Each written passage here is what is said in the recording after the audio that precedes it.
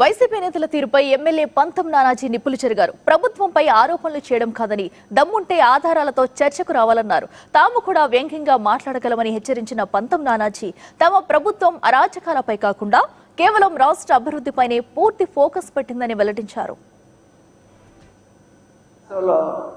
కొంతమంది వేదవాళ్ళు మళ్ళా చెప్తా ఉన్నాను, అదే మీరు కనుక్కోండి. వాటికి వీళ్ళు ప్రతిపక్షవాదాగా ఉండి ప్రజలకు అది అందట్లేదు, ఇది అందట్లేదు, అది చేయట్లేదు, ఇది చేయట్లేదు అంటే ఇప్పటికీ మేము చేయడానికి సిద్ధంగా ఉన్నాం, మీతో చర్చలు చేసి చేయడానికి సిద్ధంగా ఉన్నాం.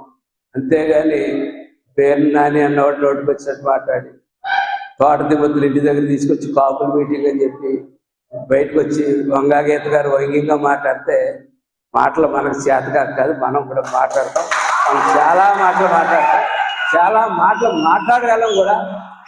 చేతులు కట్టేశారు ఇద్దరు నాయకులు కూడా. మనం అభివృద్ధి, సంక్షేమం, ల్యాండ్ ఆర్డర్ ఇవ్వాల్సింది మనమే. ఇటువంటి పరిస్థితుల్లో ఉంటే రాష్ట్రం ఏమైపోద్దని చేతులు